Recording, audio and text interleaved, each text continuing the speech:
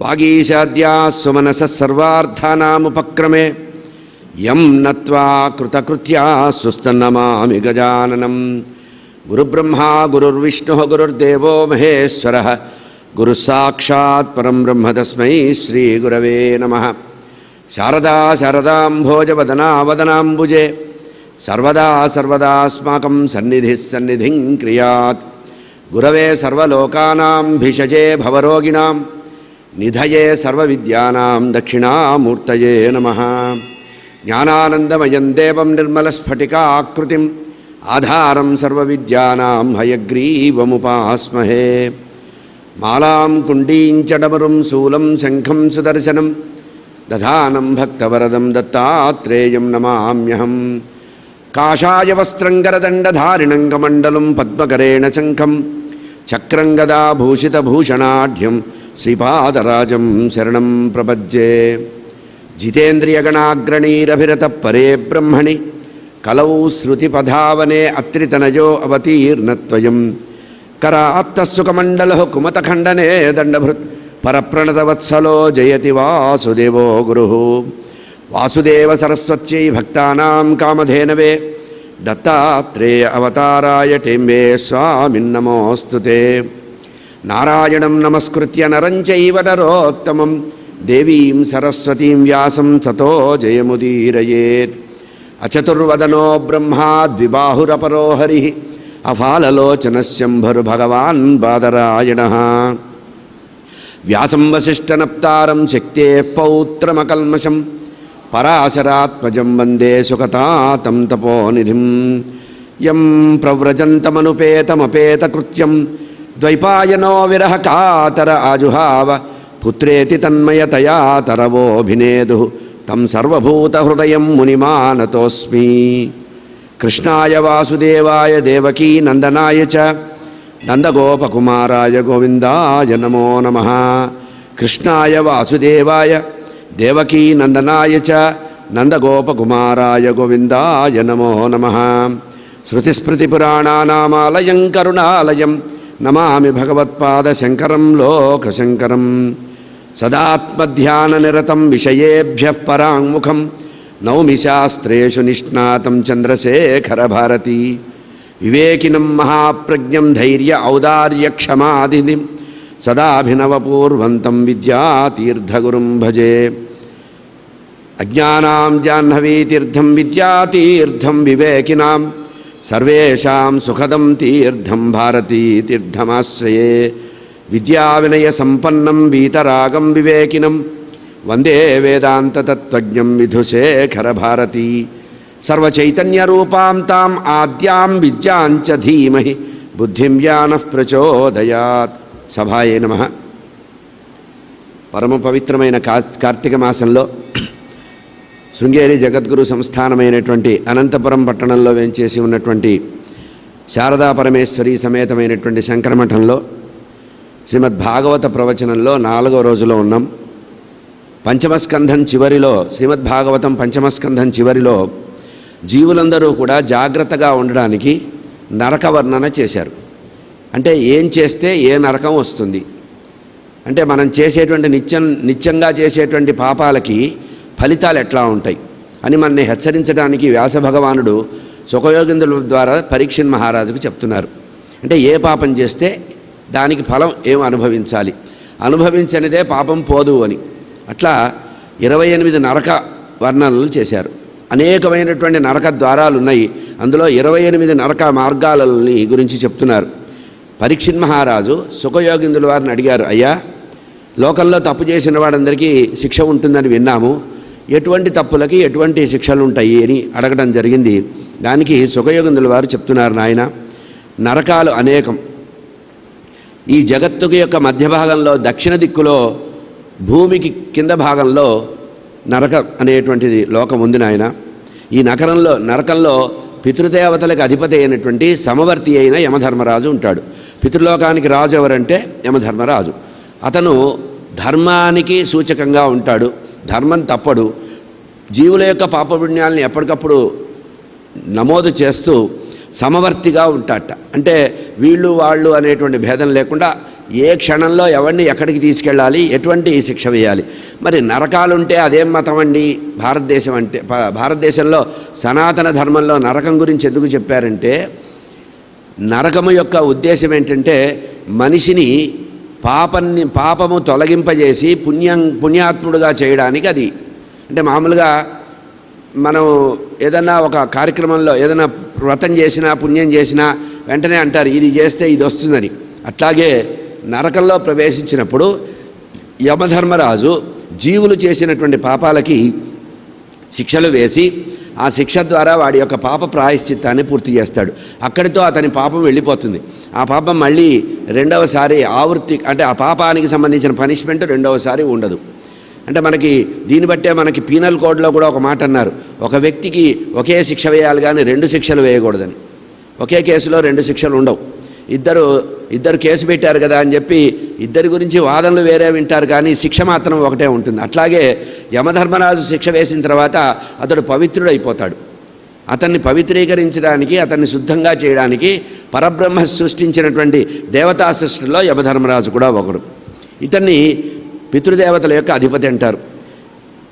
తగిన శిక్షలు వేసి ఏ పాపం చేస్తే ఏ శిక్ష వేయాలో ఆ శిక్ష వేసి మనుషుల్ని రక్షిస్తారట. ఈ 28 ప్రధానమైనటువంటి నరకాలు ఉన్నాయి. దాని గురించి చెప్తున్నారు. తామిశ్ర నరకము, అంధతామిశ్రము, రౌరవము, మహారౌరవము, కుంభీపాకము, కాలసూత్రము, అసిపత్రవనము, సూకరముఖము, అంధకూపము, క్రిమిభోజనము, సందంశము, తప్తోర్మి, వజ్రకంటకము, శాల్మిలి, వైతరిణి, పూయోదకము, ప్రాణరోధము, విశసనము, లాలాభక్షణము, సారమేయాదనము, అవీచీరము, అయఃపానము, క్షారకర్దమము, రక్షోగణ భోజనము, శూలప్రోతము, దందశూకము, అవట నిరోధము, పర్యావర్తనము, సూచీముఖము అనేవి 28 నరకాలకు సంబంధించిన విషయం. దీనికి సూక్ష్మంగా, ఎందుకంటే సమయం లేదు కనుక సూక్ష్మంగా వివరిస్తాను. పరుల యొక్క ద్రవ్యాన్ని, ఇతరుల యొక్క ద్రవ్యాన్ని ఆశించిన, అంటే లంచగొండులు, వీళ్ళకి స్పెషల్ స్టేటస్ అన్నమాట. లంచం తీసుకున్న, ఇతరుల యొక్క ద్రవ్యాన్ని ఆశ్రయించిన, ఇతరుల యొక్క సంతానాన్ని బాధపెట్టిన, ఇతరుల యొక్క భార్యల్ని అపహరించిన యమదూతలు యమపాశాలు కట్టుకొని మన్ని లాక్కు వెళతారట. ఎక్కడా ఇక్కడి నుంచి కాదు, నరకం ద్వారా అందరినీ నరకం దాకా తీసుకెళ్తారు. కానీ అక్కడి నుంచి స్పెషల్గా తీసుకెళ్లేటువంటి నరక విభాగాలు ఉన్నాయి. అందులో అది తామిశ్రం అనేదిట. ఎవరు పరద్రవ్యాన్ని ఆశించినవాడు, పరుల యొక్క హితాన్ని చూడనివాడు, పరుల పుత్రాలని భార్యల్ని అపహరించిన వాడికి ఈ రకంగా తామిశ్ర నరకం అనేది వస్తుంది. ఇక్కడ ఏమి జరుగుతుంది అంటే నీళ్లు ఉండవు, ఆహారం ఉండదు, దెబ్బలు మాత్రమే ఉంటాయి, శిక్షలు మాత్రమే ఉంటాయి. కానీ దాహమైనా కూడా నీరు ఇవ్వరట. అనంతమైన దుఃఖాన్ని అనుభవిస్తారు. ఇక రెండవ నరకం పేరు అంధతామిశ్రము. మొదటిది తామిశ్రము, రెండవది అర్ధతామిశ్రము. ఇది ఏమిటంటే భర్తను భార్యని కానీ, భార్య భర్తను కానీ మోసగిస్తే, అంటే వాళ్ళకి తెలియకుండా వీళ్ళని, వీళ్ళకి తెలియకుండా వాళ్ళని, పురుషుడు కానీ స్త్రీ కానీ భార్యాభర్తలు పరస్పరం ఒకరిని ఒకరు మోసగించిన, అవమానించిన, భార్యాభర్తలు ఒకరి ద్రవ్యాన్ని ఒకరు అనుభవించడానికి చూసిన, స్త్రీధనాన్ని అపహరించిన పురుషుడికి కానీ అంధతామిశ్రం అనేటువంటి నరకం వస్తుంది. ఇక్కడ బుద్ధిహీనుడైపోతాట. అక్కడికి వెళ్ళిన తర్వాత వాడికి ఏం బుర్ర పని చేయదుట. ఇక రౌరవ నరకం అని ఒకటి ఉంది. ఈ రౌరవ నరకం ఎక్కువగా వింటూ ఉంటాం మనం. ఈ రౌరవ నరకం అంటే అర్థం ఏంటంటే జీవితాంతం కూడా నాది, నేను, నా వాళ్ళు అని చెప్పి ప్రపంచాన్ని పట్టించుకోకుండా, పరహితాన్ని కోరకుండా, ఎంతసేపటికి చిన్ని నా పొట్టకు శ్రీరామ రక్ష అని, నాకు కావాలి, మీ ఇంటికి వస్తే నాకేమిస్తావు, నా ఇంటికి వస్తే నువ్వేం తెస్తావు అనేటువంటి పద్ధతిలో కొంతమంది కేవలం స్వార్థ జీవనం గడుపుతూ ఉంటారు. ఎవడికి ఏం పెట్టరు. అట్లా తన సంపాదనంతా కూడా తనకే అనుభవానికి రావాలి అని చెప్పి ఇతర జీవుల్ని ద్రోహం చేస్తూ తాను తింటూ ఎవరికైనా అడిగినా కూడా పెట్టని వారు ఉంటే వారికి రౌరవ నరకం ఉంటుందట.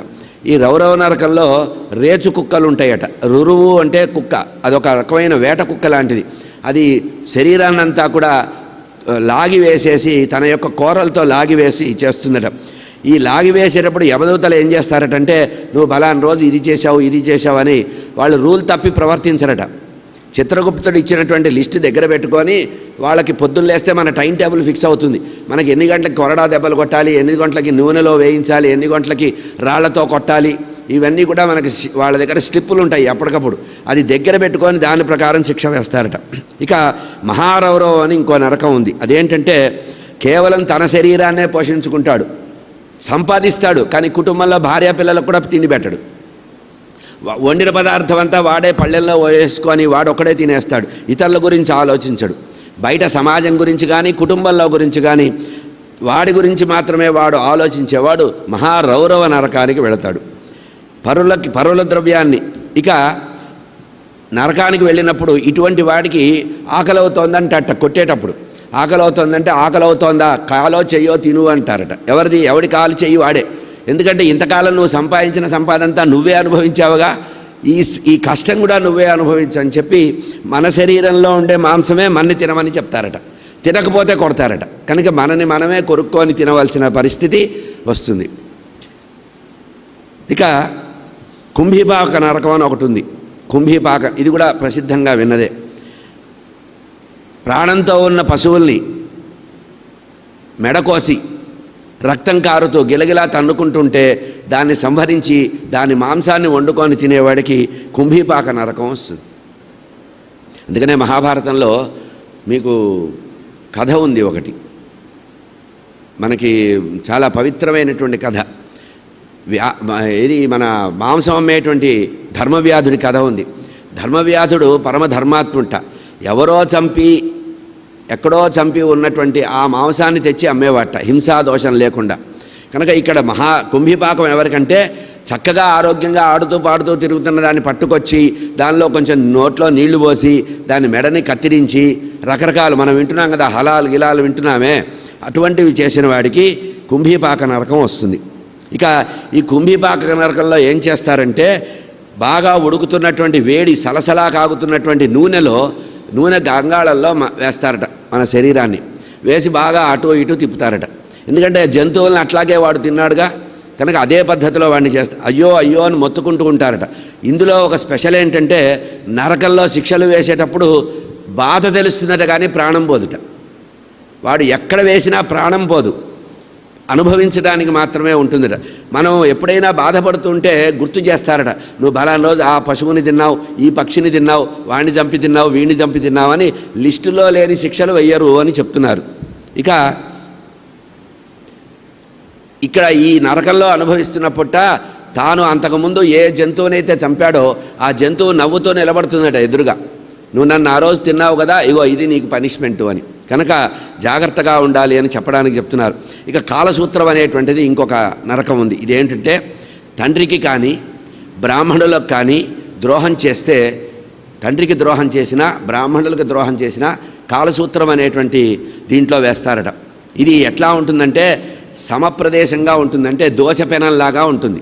దోశ పెంకు ఉంటుంది చూసారా, పెద్ద పెద్ద హోటళ్లలో పెద్ద దోశలు వేయడానికి పెద్ద పెనం ఉంటుందే, దాన్ని బాగా ఎర్రగా కాగే వరకు ఆపుతారట.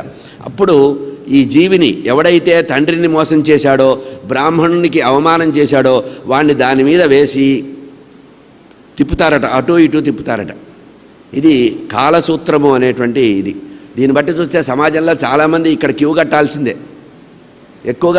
ఎక్కువగా లోకల్లో ఉండేది పితృదోషము లేదా బ్రాహ్మణ ద్రోహం, ఈ రెండు సమాజంలో జరుగుతాయి. కనుక బహుశా నరకంలో ఎక్కువ వెయిటింగ్ లిస్ట్లో వీళ్ళే ఉంటారు, టోకెన్లు కూడా ఇస్తారేమో, అయ్యా మీకు ఇంకా టైం ఉంది రాండి అని, అట్లా చేస్తారట. ఇది కాలసూత్రం అంటారు. ఇక అసిపత్ర వనం అని ఒకటి ఉంది. అసిపత్ర వనం అనేటువంటిది ఇందులో ఏమిటంటే కత్తులలాగా ఉండేటువంటి కొరడాలు ఉంటాయట. ఆ కొరడాలకి అటు ఇటు రంపానికి ఉన్నట్టుగా పళ్ళు ఉంటాయట, వాటితో కొడతారట, వాటి రేకులతో కొడతారట, రంపపు రేకులతో కొడతారట. ఎందుకు కొడతారయ్యా అసిపత్రం వనం అంటే, సొంతగా ఉండేటువంటి వేద మార్గంలో ఉండేటువంటి మతాన్ని వదిలిపెట్టి పాఖండ మతాలు ఆశ్రయిస్తే మతం మారుతున్నారు చూసారా, ఇట్లా ఎవరైతే మతాంతరీకరణ పొందుతారో, మతాలు మారి వేదధర్మ విరుద్ధమైనటువంటి విషయాల్లో వెళతారో, వేదాన్ని తిరస్కరిస్తారో, వేద మార్గాన్ని వదిలిపెడతారో, వైదిక దేవతల్ని పూజించరో వాళ్ళకి అసిపత్ర వనం అనేటువంటి వనము. ఇందులో కొరడాలకు కత్తులు కట్టి దాంతో కొడతారట. సర్వ అంగాల మీద నెత్తురు వచ్చేటట్టుగా కొడతారట మతం మారితే. అయ్యా చచ్చాను మొత్తుకున్నానంటే చక్కటి వేదమార్గం ఉండేటువంటి స్వధర్మాన్ని వదిలిపెట్టి పరధర్మాన్ని ఆశ్రయించావు, నీకు ఇదే గతి అని యమధర్మరాజు కూడా శాసిస్తాట. ఇక సూకరముఖం అనేది ఒకటి ఉంది. నిరపరాధిని శిక్షిస్తే వచ్చేటువంటి నరకం ఇదిట. తప్పు చేయని వాడిని శిక్షించిన, బ్రాహ్మణుణ్ణి శారీరకంగా మానసికంగా శిక్షించిన, రాజైన వాడు కూడా సేవకుణ్ణి అనవసరంగా నిందించిన, పరుషంగా తిట్టిన సూకరముఖం అనేటువంటి ఈ నరకంలో వేస్తారట. ఇక్కడ ఏం చేస్తారంటే చెరుకు పిప్పి తీసి చెరుకు రసాన్ని తీయడానికి ఎట్లా అయితే ఒక మిషన్ పెట్టి దాంట్లో వేసి చెరుకు గడను వేసి తిప్పుతారే, అట్లాగా ఈ పాపం చేసిన వాడిని అంటే నిరపరాధిని శిక్షించిన వాడిని కానీ, బ్రాహ్మణుల్ని శారీరక మానసికంగా శిక్షించిన వాళ్ళని కానీ, రాజుని కానీ సేవకుణ్ణి కానీ అనవసరంగా బాధ పెట్టిన వాడిని కానీ సూకరముఖం అనేటువంటి అందులో ప్రవేశింపజేసి చెరుకుగడ పిండినట్టుగా మన శరీర అవయవాల్ని పిండడం మొదలు పెడతారట, నలిపివేస్తారట. ఆ దుఃఖం అనుభవించడానికి చాలా కష్టంగా ఉంటుందట. ఆ తర్వాత అంధకూపము అనేటువంటి ఒక నరకం ఉంది. భగవంతుడు కల్పించినటువంటి వృత్తులు ఏవైతే ఉన్నాయో, అంటే మనకి కులవృత్తులు ఉన్నాయి చూసారా, ఆ కులవృత్తిని చెడగొట్టి ఒకడి కులవృత్తిని ఇంకోడు ఆచరిస్తే ఈ ఫలితం వస్తుందట, అంధకూపము. కులవృత్తుల్ని ఎవడైతే రక్షించడో, కులవృత్తుల్ని ఎవడైతే కాపాడడో వాడు అంధకూపంలోకి వెళతాడు. భగవంతుడు కల్పించినటువంటి కులవృత్తుల్ని భంగం కలిగించినా, ఆ కులవృత్తి మీద జీవించేవాడి యొక్క జీవనం దెబ్బతీసినా, ఇప్పుడు చూడండి పాపం చాకలి వాళ్ళు మంగలి వాళ్ళు వాళ్ళ పనులు అందరూ చేస్తున్నారు, అన్ని పనులు అందరూ చేస్తున్నారు. ఇట్లా ఒకడి వృత్తిని ఒకడు ఆక్రమించి ఒకడి కులవృత్తిని బాధ పెట్టి వాడి కులవృత్తిని పురోహితులుగా కూడా వచ్చేస్తున్నారు వేరే వాళ్ళు, గమనించండి. ఇట్లా వృత్తులు భంగపరిచి భగవంతుడు కల్పించినటువంటి ఆయా వర్ణాల వారికి కల్పించినటువంటి వృత్తుల్ని భంగం కలిగించిన వారికి బాధ పెట్టడానికి అంధకూపం అనేది ఉంటుందట. ఇది ఎట్లా ఉంటుందంటే ఒక పెద్ద చీకటి బావి ఉంటుందట, కళ్ళు పొడుచుకున్నా కూడా కనపడనిది కూపం బావి. అది ఎట్లా ఉంటుంది, చీకము, కళ్ళు పొడుచుకున్నా ఏమీ కనపడదుట. అందులో మనకంటే ముందే బాగా కోరలు ఉండేటువంటి భయంకరమైన క్రూర మృగాలు, బాగా గోళ్ళు ముక్కు ఉండేటువంటి పక్షులు, బాగా విషం ఉండేటువంటి మహావిషసర్పాలు, తేళ్ళు, ఈగలు, పురుగులు, కాటు వేసే పురుగులు, దోమలు, ఇవన్నీ దాంట్లో వేసి ఆ తర్వాత మనిషిని దాంట్లో వేస్తారట. అంటే వాడు బయటికి రావడానికి ఉండదు. పక్షులు కొరుక్కొని తింటాయిట, పొడిచి తింటాయి, పాములు కరుస్తాయి. ఆ తర్వాత శరీరం అంతా రక్తసిద్ధమైతే నల్లుల్లాగా పురుగులు, దోమలు వచ్చి ఆ శరీరాన్ని పిక్కు తింటాయట. అంధకూపము అనేటువంటిది. ఇక పంచమహాయజ్ఞాలు బ్రాహ్మణుడికి చెబితే వాటిని సరిగ్గా ఆచరించకపోతే, అంటే సంధ్యావందనం సకాలంగా చేయకపోయినా, అర్ఘ్యప్రదానం చేయకపోయినా వాడికి సందసూకము అనేటువంటి నరకం ఇస్తారట. అంటే ఇక్కడ గమనించండి, బ్రాహ్మడిగా పుట్టినందుకు అవతల వాడి చేత అసూయ పొందడం కాదు, స్వధర్మాన్ని నిలబెట్టుకొని మనము బ్రాహ్మణము అనిపించుకునే స్థాయి రావాలి. అందుకనే బ్రాహ్మణులు 2 రకాలు అన్నారు. ఒకళ్ళు బ్రహ్మబంధువులు అన్నారు, అంటే వారి యొక్క వృత్తి ధర్మాన్ని, వారి యొక్క వర్ణధర్మాన్ని పాటిస్తే వాడు బ్రాహ్మడు. లేదండి పేరుకు మాత్రమే బ్రాహ్మడు అంటే వాడిని బ్రహ్మబంధువులు అనమన్నారు. క్షత్రియ కులంలో పుట్టి సమాజంలో అమాయకుల వారిని రక్షించకుండా అధర్మం చేస్తున్నటువంటి వారిని క్షత్రబంధువులు అన్నారు. అట్లాగే ఇక బంగారం కానీ రత్నం కానీ దొంగతనం చేస్తే సందసూకం అనేటువంటి నరకంలో పడేస్తారట. ఎట్టి పరిస్థితుల్లో బంగారం కానీ ఖరీదైన వస్తువులు దొంగతనం చేయకూడదు. ఇట్లా ఎవరైతే చేస్తారో వారికి సందసూకం సందశము అనేటువంటి నరకంట. ఇదేమిటంటే బాగా పదునైనటువంటి లోహంతో తయారు చేసినటువంటి ముళ్ళ గదలు ఉంటాయట, వాటిని కాల్చి వేడి చేసి శరీరం మీద తిప్పుతారట. ఈ సందశము అనేటువంటి నరకం. ఇక తప్తోర్మి అనేటువంటి నరకం ఉంది.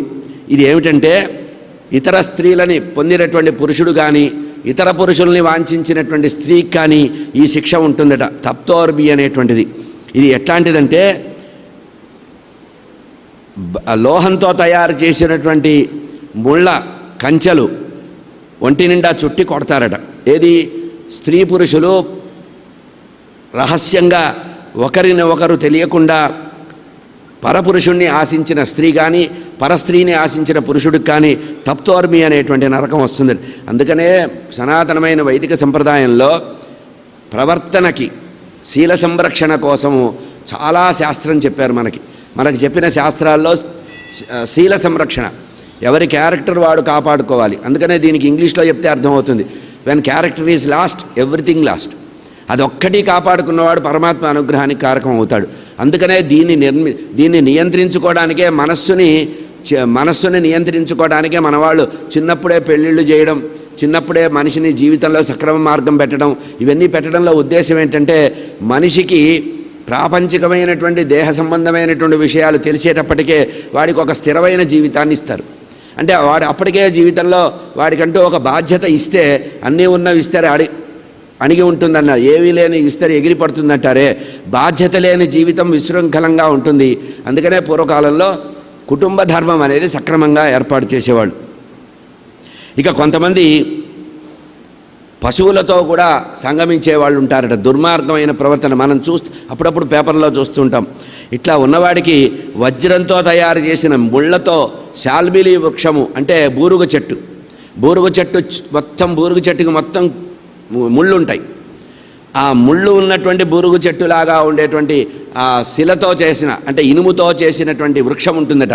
ఆ వృక్షం ఎట్లా ఉంటుందంటే మొత్తము ఇనప ముళ్ళు ఉంటాయట. ఆ ఇనప ముళ్ళు ఉన్న చోట పైకెక్కిస్తారట. ఎక్కువ దిగు అంటారట. తర్వాత దానికి కట్టేస్తారట. ఇట్లా అనేకమైనటువంటి దాంభికంగా యజ్ఞాలు చేసేవాడు, 10 మంది పెంచుకోవాలని చెప్పి చందాలు వసూలు చేసి యజ్ఞాలు చేసేవాళ్ళు ఉంటారు. వాడికి వైశసము అనేటువంటి నరకం ఇచ్చారట.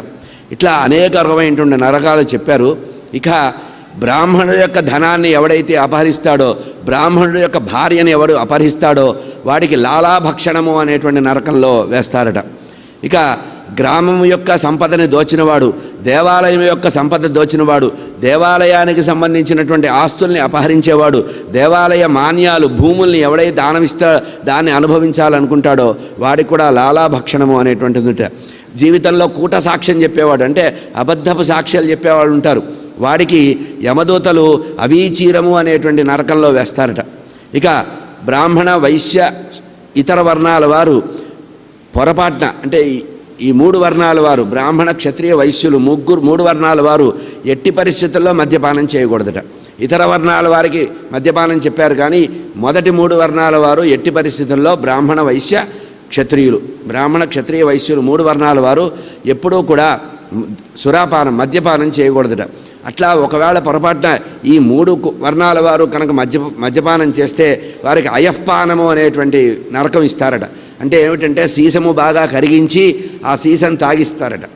ఇంతకుముందు సురాపానం చేశావు కదా, ఇది కూడా పానం చేయమని ఇస్తారట. కనుక అంటే విచక్షణ కోల్పోయి జీవితంలో ఆహార విషయంలో కనుక ఎవరికైతే క్రమశిక్షణ ఉండదో వాడికి ఈ రకమైనది వస్తుందన్నారు. ఎవరైతే పెద్దల్ని గౌరవించరో, పెద్దవాళ్ళ ఎదురుగా కాళ్ళు జాపుతూ కూర్చుంటారో, పెద్దవాళ్ళు కింద కూర్చున్నప్పుడు పైన కూర్చుంటారో, ఇటువంటివి కొన్ని తప్పులు జరుగుతుంటాయి. అంటే చేతగానితనం వేరు, చేత అయి కూడా కావాలని దర్పంగా అవమానకరంగా ఉంటారో వారిని క్షారకర్దమము అనేటువంటి నరకంలో వేస్తారట. క్షుద్రమైనటువంటి పూజలు చేసి బలులు సమర్పించే వాళ్ళు ఉంటారు కదా, వాళ్ళకు కూడా ఈ నరకం ఉంటుందట. ఇక పశువుల యొక్క గ్రాసాన్ని దొంగిలించినవాడు, పశువుల్ని అమ్ముకున్నవాడు అంటే దానంగా తీసుకున్న పశువుని పోషించాలట కానీ అమ్ముకోకూడదట. అటువంటి వాడికి కూడా నరకం వస్తుందన్నారు. నిష్కారణంగా ఎవరినైనా భయపెట్టినా, నిద్రపోయిన వాడిని నిద్ర నుంచి లేపేటప్పుడు దడిపించినా వాడికి వచ్చే నరకం దండసూకంట.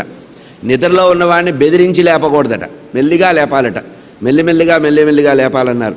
ఇట్లా నిష్కారణంగా జీవుల్ని భయపెట్టినా అట్లా దండసూకం అనేటువంటి నరకం. ఇంట్లో ఉన్న వాళ్ళని బాధపెట్టి పొరుగువాడికి సహాయం చేసేవాళ్ళు ఉంటారు, వాడికి అవట నిరోధం అనేటువంటి నరకం ఉందిట. ఇట్లా ఇంకా చెప్పలేనటువంటి అనేక నరకాలని వర్ణిస్తారని చెప్తూ పంచమ స్కంధాన్ని ముగించాడు వ్యాస భగవానుడు. హరయే నమః. ఇక 6వ స్కంధాన్ని ప్రారంభిస్తూ 6వ స్కంధంలో ఈ పాపాలు చేసిన వాడు, ఎందుకంటే ఇది విన్న తర్వాత మనసంతా కూడా వికలం అవుతుంది. అయ్యో ఇక దీన్ని బట్టి చూస్తే నరకానికి వెళ్ళని వాడు ఉండడు. ప్రతివాడికి అక్కడ ఒక సీటు అడ్వాన్స్ రిజర్వేషన్ ఉంటుంది. అంటే ఎట్లా ఉంటుంది, వెయిటింగ్ లిస్ట్లో ఉంటాడు, ఆర్ఎస్సి అంటారే అట్లా ఉంటుంది. కంపల్సరీగా ప్రతివాడు వెళ్తాడు. కనుక ఏం చెయ్యాలి అని పాపం పరీక్షిత్ మహారాజు తప్పు చేస్తున్నాడు కదా, బ్రాహ్మణ ద్రోహం చేస్తున్నాడు, అయ్యో అని బాధపడుతున్నాడు. తనకైతే తను సిద్ధపడ్డాడు 7వ రోజు వెళ్ళిపోవడానికి. కానీ ఇంకా భవిష్యత్తులో ఎవరైనా జీవులు ఇటువంటి కష్టాలు అనుభవిస్తారేమో అని చెప్పి అడుగుతున్నారు. అయ్యా, లోకంలో పాపన చేయవాడు ఎవడు ఉండడు, ప్రవృత్తి నివృత్తి మార్గాల గురించి మీరు చెప్పారు, కానీ పొరపాటున ఎవడైనా పాపం చేస్తే వాడి పాపం పోవాలంటే ఏం చేయాలి? ఎందుకంటే కర్మ చేయకుండా ఎవడు ఉండలేడు. పుట్టిన ప్రతివాడు కూడా కర్మ చేయక తప్పదు కనుక కర్మ అవశ్యంగా చేయవలసి వచ్చినప్పుడు ఆ కర్మ వల్ల వచ్చినటువంటి పాపాన్ని ఎట్లా పోగొట్టుకోవాలి అనే విషయాన్ని ప్రార్థిస్తూ అడుగుతున్నాడు. ఎవరు? పరీక్షిన్ మహారాజు ఈ సుఖయోగిందుల వారిని అడుగుతున్నారు. సుఖయోగిందుల వారు చెప్తున్నారు, నాయన, ప్రతివాడు కూడా జీవితంలో కర్మలు చేస్తాడు, కర్మ చేసి కర్మఫలాన్ని కూడా అనుభవిస్తాడు. దీనికి సంబంధించినటువంటి పూర్వ ఇతిహాసాన్ని నీకు వివరించి చెప్తాను.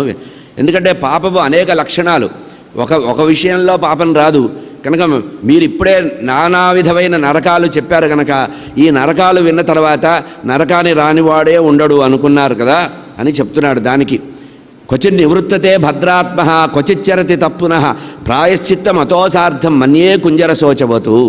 ఎందుకంటే ఈ మాట ఎందుకు అడుగుతున్నారంటే చెప్తున్నాడు, మానవుడి యొక్క ప్రవర్తన ఎట్లా ఉంటుందంటే ఏదైనా మంచి విషయం విన్నప్పుడు మంచిగా ఉందాం అనుకుంటాట, మళ్ళీ లౌకికంగా వెళ్ళేటప్పటికి మళ్ళీ లౌకిక జీవితంలోకి వెళ్ళిపోతాట.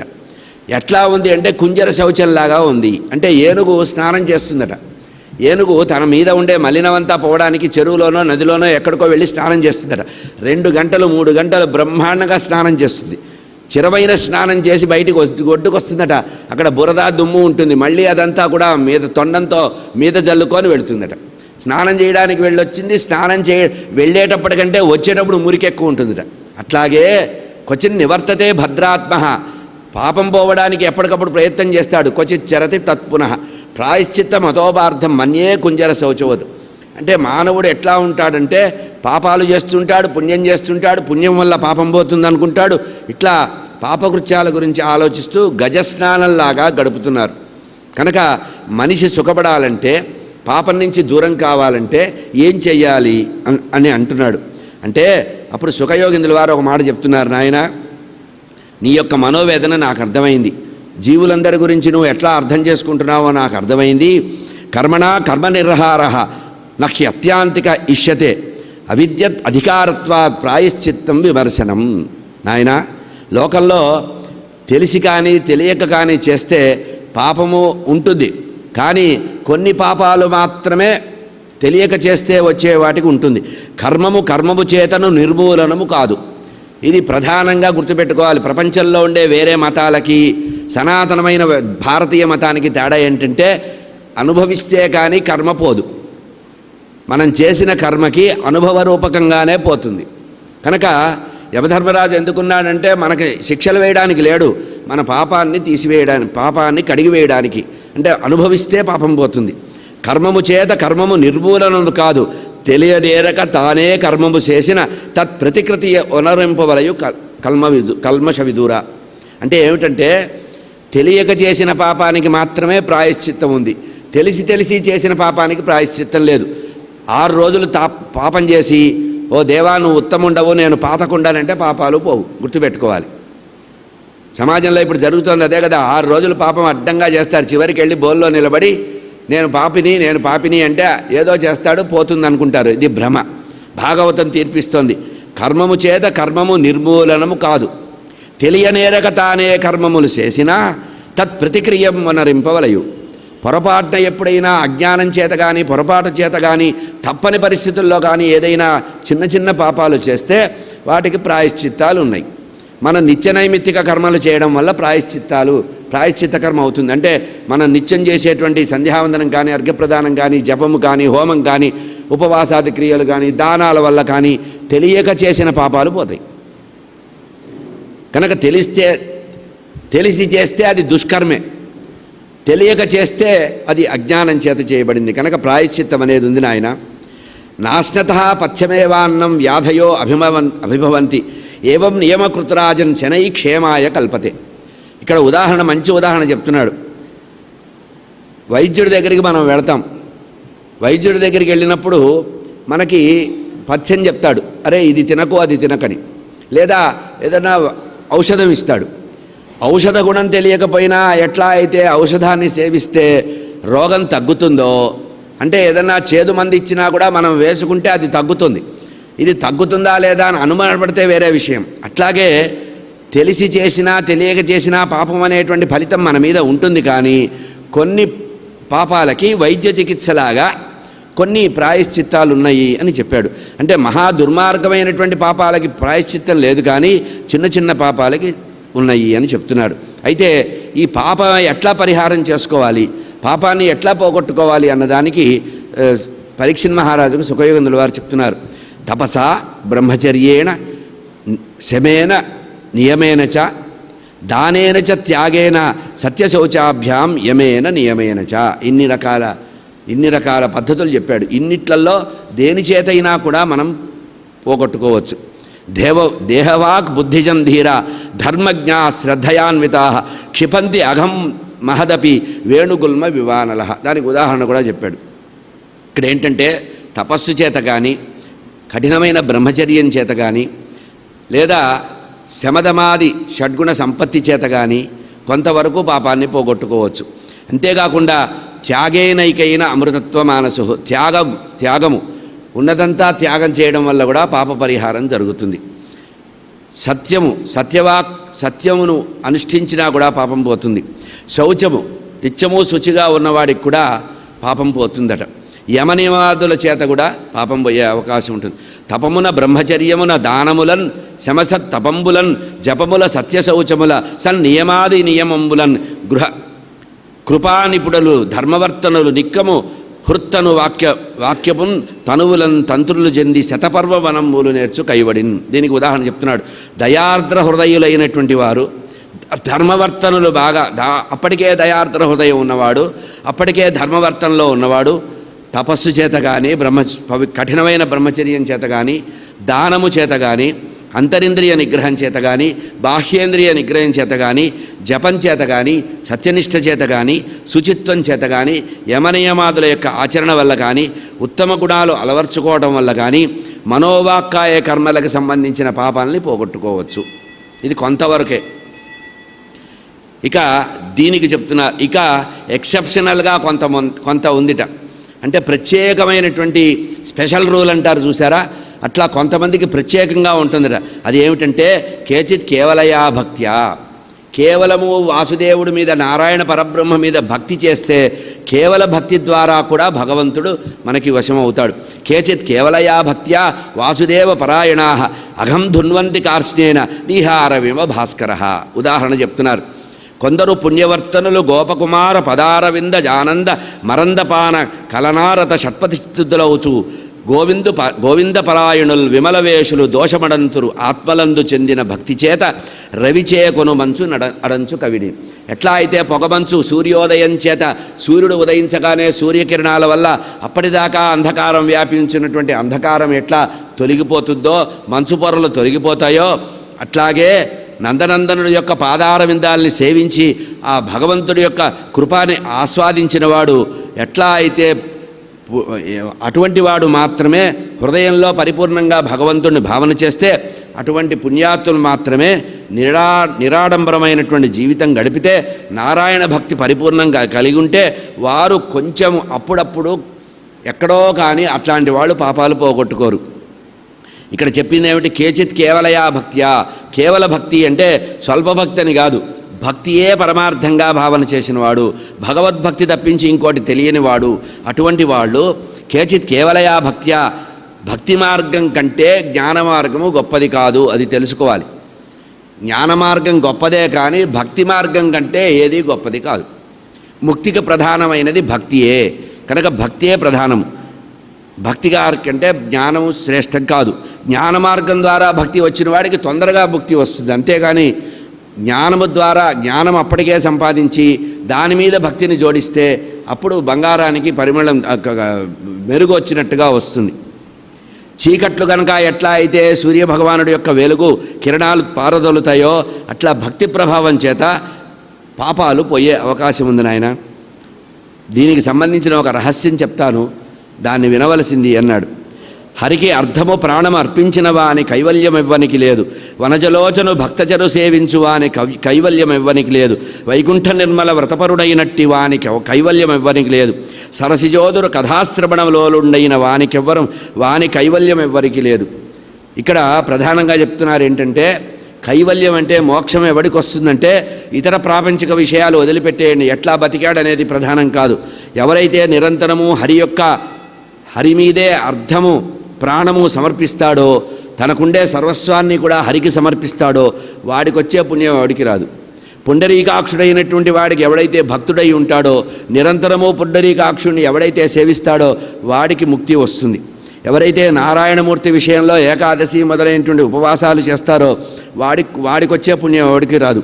మాధవుడి యొక్క అంటే పరమాత్మ యొక్క కథల్ని నిరంతరము ఎవరైతే విజయగాథలు వింటుంటారో వాడికి వచ్చే మోక్షం ఎవరికి రాదు. విష్ణుమూర్తి విషయంలో పరిపూర్ణమైనటువంటి భక్తి, సుస్థిరమైనటువంటి వైరాగ్యం ఎవరికైతే ఉంటుందో వాడికి వచ్చే కైవల్యం ఎవరికి రాదు. బ్రహ్మచర్యాది నియమాలున్నా, అంతరింద్రియ నిగ్రహం ఉన్నా భక్తి లేని వాడికి ఇవి రావు. ఇందాకేం చెప్పాడు, అవన్నీ ఉంటే వస్తాయన్నాడు, కానీ వాటితో పాటు భక్తి కూడా ఉంటే వస్తుంది. అంతేగాని ఇంద్రియ నిగ్రహం నేను నాస్తికుణ్ణి అంటే వాడికి రాదు. ఎవడైతే వేదధర్మాన్ని పాటిస్తాడో, ఎవడైతే సదాచారాన్ని ఆచరిస్తాడో వాడికి మాత్రమే పునరావృత్తి రహితమైనటువంటి స్వర్గాన్ని వస్తుంది అని ఇక్కడ ఉదాహరణ చెప్పాడు. నేను చాలా శుద్ధపూసని, చాలా గొప్పవాడిని, నేను నా పాపం లేదు అనుకుంటారేమో. కాదు, ఎన్ని చేసినా పవిత్రమైనటువంటి గంగా నదీ జలంతో కడిగినప్పటికి కూడా కళ్ళుకుండా ఎట్లా అయితే వాసన పోదో అట్లాగే మహాపాపాత్ముడైన వాడు ఏదో కొంచెం చేద్దామనుకుని నటించినంత మాత్రాన వాడి పాపం పోదయ్యా అని చెప్తున్నారు. సకృన్మనః కృష్ణ పదారవిందయో నివేశనం తద్గుణరాగి యైర్వ నతే వయం పాశభృతస్య భటాన్. యమభటులు వచ్చి ఎదురుగా నిలబడి మన్ని తట్టే వరకు ఎవడైతే భగవంతుణ్ణి స్మరించడో వాడి వల్ల పుణ్యం రాదయ్యా. కృష్ణ పరమాత్మ యొక్క పాదాల మీద ఎవడైతే మనసు నిలపడో వాడికి యముడు యొక్క శాసనము తప్పకుండా పనిచేస్తుంది. కనుక యమభటులు వచ్చి మన్ని తట్టి లేపే లోపే భగవంతుడి యొక్క నామస్మరణ చేయాలి నాయన. దీనికి సంబంధించి అనేకమైనటువంటి లోకంలో అనేక వృత్తాంతాలు ఉన్నాయి. నీకు తెలియటానికి విష్ణుదూత యమదూత సంవాదం అని ఉంది. ఇది నీకు చెప్తున్నానని పరీక్షిత్ మహారాజుకు సుఖయోగేంద్రుల వారు చెప్తున్నారు. దీన్ని విష్ణుదూత యమదూత సంవాదము అంటారు. లోకంలో ప్రసిద్ధంగా ఉండే పేరు అజామిళోపాఖ్యానం, కానీ వ్యాస భగవానుడు పెట్టిన పేరు విష్ణుదూత యమదూత సంవాదం. కన్యాగుబ్జే ద్విజ కశ్చిత్ దాసీపతి రజామిళ నామ్నా నష్ట సదాచారో దాస్యాహ సంసర్గ దూషిత. వాడిని పాత్రని ప్రవేశపెడుతూనే వ్యాస భగవానుడు చెప్తున్నాడు, కన్యాగుబ్జం అనేటువంటి నగరంలో కశ్చిత్ ద్విజ ఒకానొక ద్విజుడు ఉన్నాడు, బ్రాహ్మడు ఉన్నాడు. వాడు పుట్టడానికి బ్రాహ్మడుగా పుట్టినా, వేదాధ్యయనం చేసినా, మంచి కుటుంబంలో ఉన్నా వాడు దాసీపతి అయిపోయాడు. వాడు ఒకానొక వేశ్యతో సంపర్కం కలిగి పతనం అయిపోయాడని చెప్తున్నాడు. దాస్యాహ సంసర్గ దూషిత. ఆమె సంసర్గంలో వాడు ఏమయ్యాడు, లోకంలో దూషితుడైపోయాడు. వ్యాస భగవానుడు చాలా ఉదాత్తమైన మనసు కలవాడండి. అంత దుర్మార్గుడైన అజామిళుడి గురించి కూడా ఒక్క మాటని వదిలేశాడు. కానీ మనకి ఏర్చూరి సింగన గారని భాగవతంలో ఈ భాగాన్ని రచించిన వారు ఏర్చూరి సింగన ఒక్క మాటనలా ఇంత పాపాత్ముడని ఆయన చేసిన పాపాలన్నీ తనివి తీర కసిగా విమర్శించిన మాట. కన్యాగుబ్జపురమున గలడు బ్రాహ్మణుడు. ఇది వ్యాసుడు మాట్లాడిన మాట యథార్థంగా తీసుకున్నాడు. కన్యాగుబ్జపురమున గలడు బ్రాహ్మణుడు అజామిళుడు అనంగా అంతవరకు అంతే. ఇక అక్కడి నుంచి మొదలుపెట్టాడు కొరడా దెబ్బలు. పాతకుండు, అతుల నిర్భాగ్యుండు, అవజ్ఞుండు, నష్టసదాచారి, కష్టరతుడు, జూదంబులందు, దుర్వాదంబులందు, చౌర్యమునందు మత్సరము కలిగి తొత్తును పత్నిగా మత్తుడై వరించే కొడుకులను పదుగురన్ బడచే చాలా మోహజలధిలోన మునిగే. వృద్ధుడైపోయాడు. ఈ కథ మొదలుపెట్టేటప్పటికి అప్పుడు వృద్ధుడయ్యాడు. ఎంత 88 సంవత్సరాల వయసు వచ్చింది వాడికి. అంతకుముందు వాడు ఏంటంటే వేదాధ్యయన కుటుంబంలో పుట్టాడు, చక్కగా వేదాధ్యయనం చేశాడు, వివాహం చేసుకున్నాడు, అన్నీ అయినాయి. ప్రారబ్ధవశం చేత ఒకానొక వేశ్యా లంపటుడై ఆమె యొక్క శరీరంలో ఉండేటువంటి అందానికి మోహితుడై ఏమయ్యాట, ఇల్లు వదిలిపెట్టాడు, దొంగతనాలు చేస్తున్నాడు, జూదమాడడం మొదలుపెట్టాడు, చౌర్యం కూడా మొదలుపెట్టాడు. చివరికి తాను ఉంచుకున్నటువంటి స్త్రీతో 10 మంది సంతానాన్ని పొందాడు. ఇట్లా ఉంటూ ఉండగా అతనికి 88 వర్షములు వచ్చే. 88 వర్షాలు వయసు వచ్చిన తర్వాత మాట్లాడడం కూడా చేత కావటం లేదట, కదలడం కూడా చేత కావటం లేదు. ఇటువంటి వాడు ఒకానొక సందర్భంలో అతనికి పూర్వజన్మ సంస్కారం కూడా కొంత ఉంది. ఆ జన్మ సంస్కారాలు లేకపోతే ఇట్లాంటివి రావు. అంటే ఒక్కసారి భగవంతుడిని తలిస్తే ముక్తి పొందుతాడనే భ్రమ ఈ కథ ద్వారా తెలుసుకోవద్దు. జన్మజన్మాంతర సంస్కారం ఉండడం వల్ల అప్పటికి అది గుర్తొస్తుంది. ఈ కథలో ప్రధానంగా చెప్పబడేది ఏంటంటే అంత్యకాలంలో భగవంతుడి నామం గుర్తొచ్చిన వాడు ముక్తుడవుతాడు, గుర్తుపెట్టుకోండి. మరి అంత్యకాలంలో భగవంతుడి నామం గుర్తు రావాలంటే గుర్తే రాదు.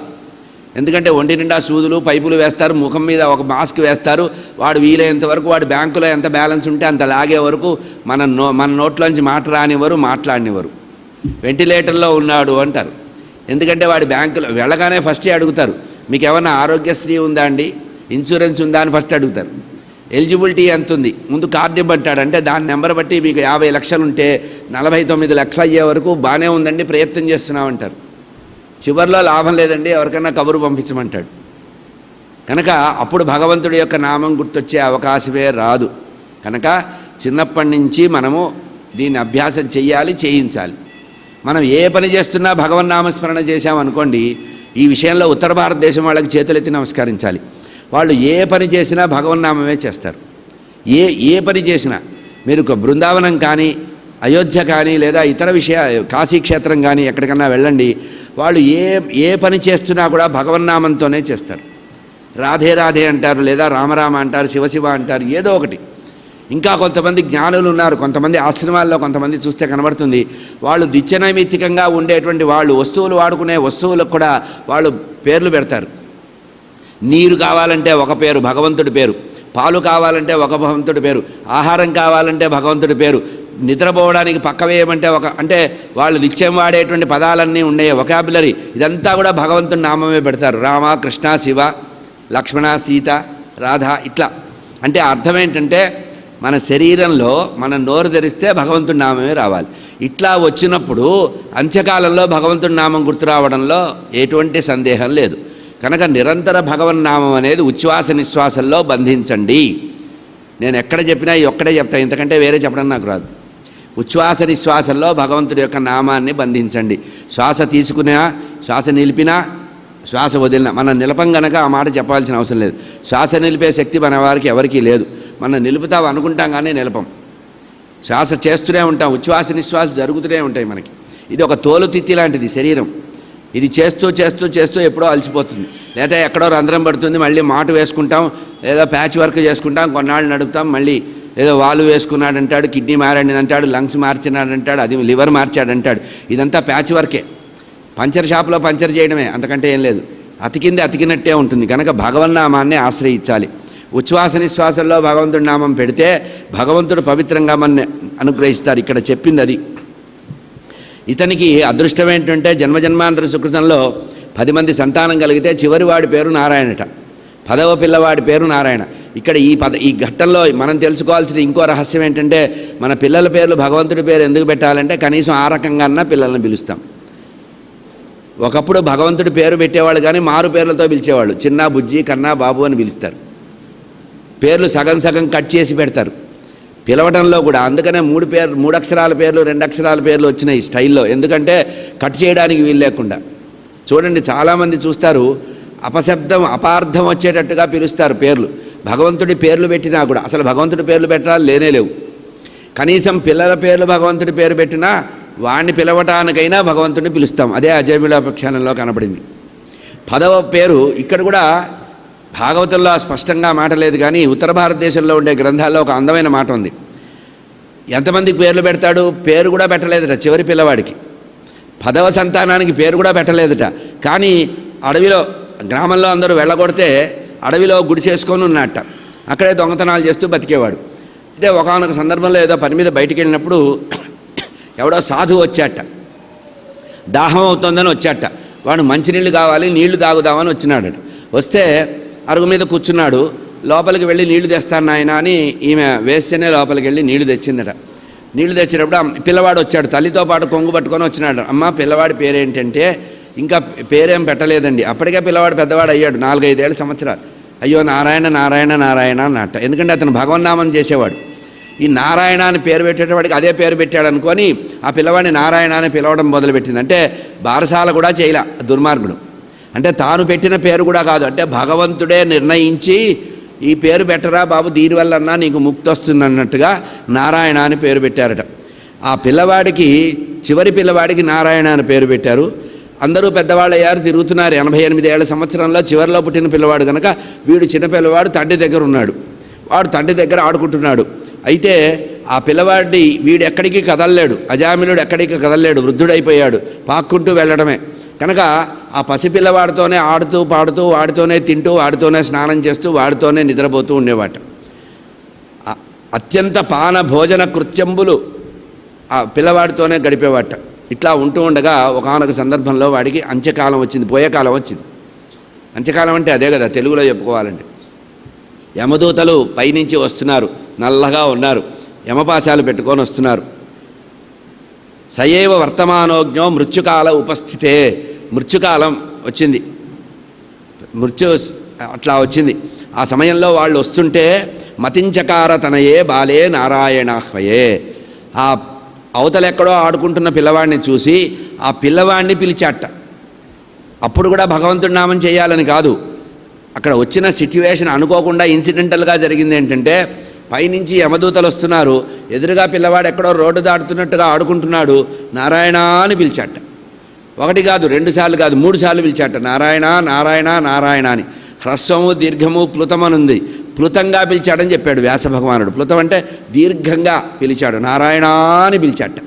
ఇట్లా ఎప్పుడైతే పెద్దగా దీర్ఘంగా పిలిచాడో ఆకాశంలో నుంచి వస్తున్నటువంటి మృత్యుపాశం పట్టుకొని వస్తున్న వాళ్ళు కిందకి దిగారు. ఆకాశంలో విష్ణు దూతలు తిరుగుతున్నారట. విష్ణుదూతలు తిరుగుతూ తిరుగుతూ అయ్యో మన ప్రభు అయినటువంటి నారాయణమూర్తి యొక్క నామస్మరణ చేస్తున్నాడు, ఎవడో మహాభక్తుడు, వాడికి ఏ కష్టం వచ్చిందో అని తొంగి చూశారు. చూసేటప్పటికి యమదూతలు పాశాలు ఇసిరేస్తున్నారు. అప్పుడు వాళ్ళకు కోపం వచ్చింది. వెంటనే కోపం వచ్చి వాళ్ళు ఏం చేశారు, దిగారు. దిగి ఒక్కసారి నేల మీద దిగి యమదూతల్ని ఆగండి అన్నారు, పెద్దగా అరిచారు. ఇంతవరకు వాళ్ళకి ఎప్పుడు వాళ్ళ డ్యూటీకి అడ్డం వచ్చిన వాడు ఎవడు లేడు. మొట్టమొదటిసారి చరిత్రలో యమదూతల యొక్క దూతాలకి అడ్డం వచ్చి ఆగమన్నారు. ఎప్పుడైతే ఇతను స్వరంగా బాగా దూరే క్రీడనాసక్తం పుత్రం నారాయణాహ్వయం ప్లావితేన స్వరేణైవ ఉచ్చైరాజోహ ఆకులేంద్రియ, పెద్దగా పిలిచాట, ఉచ్చస్వరంలో పిలిచాడు. ఆ ఉచ్చస్వరంలో పిలిచేటప్పటికీ ఆ విష్ణుదూతలు విని రక్షణకు వచ్చారట. ఇక్కడే పెద్దవాళ్ళు చెప్తారు, హరి అను 2 అక్షరములు హరించును పాతకంబులు అంబుజనాథ అని. మనకి శతకాల్లో ఉన్నాయి, చిన్నప్పుడు నారాయణ శతకము కృష్ణ శతకాల్లో ఉండేవి. హరి అని 2 అక్షరము, ఎక్కువ అక్షరాలు కూడా అక్కర్లా, హరి. స్వస్తి ప్రియాభ్య పరిపాలయంతాం న్యాయేన మార్గేణ మహిమహీషా గోబ్రాహ్మణేభ్య శుభమస్తు నిత్యం లోకాః సమస్తాః సుఖినో భవంతు. కాలే వర్షతు పర్జన్య పృథివీ సస్యశాలిని దేశోऽयं క్షోభరహితః బ్రాహ్మణాः సంతు నిర్భయా అపుత్రాः పుత్రిణः సంతు పుత్రిణः సంతు పౌత్రిణः అధనాः సధనాः సంతు జీవంతు శరదాం శతం. మంగళం కోసలేంద్రాయ మహనీయ గుణాబ్ధయే చక్రవర్తి తనూజాయ సార్వభౌమాయ మంగళం. Thanks for watching. Please comment, like, share and subscribe our channel.